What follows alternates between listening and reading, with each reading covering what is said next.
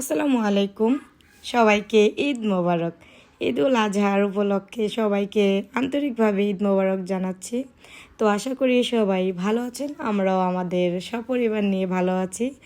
তো আজকে ঈদের দ্বিতীয় দিন, আমরা ঈদের দিন কুরবানি দেইনি, তো আজকে ঈদের দ্বিতীয় দিন আমরা কুরবানি দিব।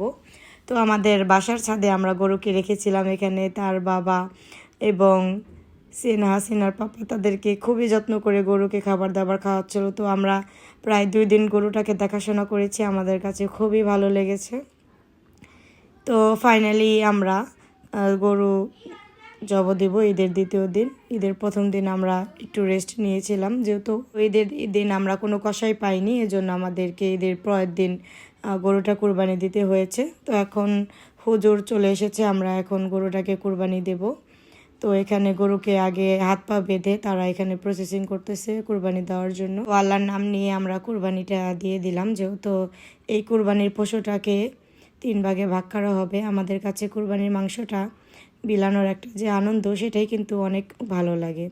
তো আলহামদুলিল্লাহ গরু কুরবানি হয়ে গিয়েছে। তো সেই প্রসেসিংগুলো আমি দেখাইনি, যেহেতু কপিরাইটের ধারণা থাকে।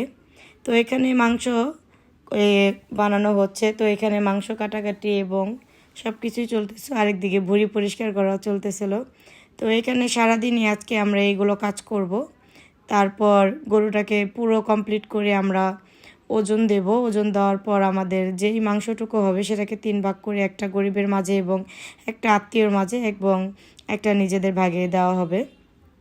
তো আসলে কুরবানির নিয়ম এটাই, গরিব দুস্থ মানুষদের জন্য, আশেপাশে যারা পাড়া প্রতিবেশী আছে সবাইকে দেওয়ার মাঝে আনন্দ। তো এখানে আমাদের মাংস প্রায় কাটা হয়ে গিয়েছে। তো এখানে আমরা আমাদের ঘরে নিয়ে এসেছিলাম। তো কিছু মাংস নিয়ে এসেছি আমাদের বাসায় রান্না করার জন্য, যেহেতু মেহমান আসছে। তো এখানে আমরা সবাই মিলে রান্নার যে মাংসটা সেটা রেডি করে বসিয়ে দেব। যেহেতু গরুর মাংসটা হতে একটু সময় লাগে, তাই আমরা একটু আগে আগে এই কাজটা করে নিচ্ছি।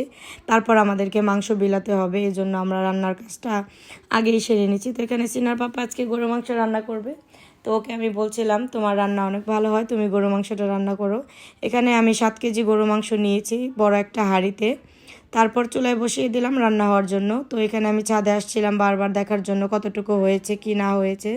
তো এই যে ফাইনালি আমাদের সম্পূর্ণ কুরবানির মাংস যেটা সেটা কাটা হয়ে গেছে এবং মেপে টেপে আমরা সবাইকে দিয়ে দিয়েছিলাম। আর আমরা গেটের বাইরে এসে দেখি আমাদের গেটের বাইরে এত এত এত লোক ছিল যে এখানে দাঁড়ানোই অসম্ভব ছিল। তো এখানে সিনার পাপা এই গরিবরা আছে যারা আছে তাদেরকে সবাইকে সিরিয়ালের মাধ্যমে মাংস দেওয়ার চেষ্টা করেছিল। আর এত লোক এসেছিল যে আমাদের বাসার বাইরে পাড়া দেওয়া পর্যন্ত জায়গা ছিল না। তো আলহামদুলিল্লাহ কুরবানির মাঝে বিলানোর মাঝে আনন্দ, আমরা চেষ্টা করেছি সবাইকে সন্তুষ্ট করার জন্য।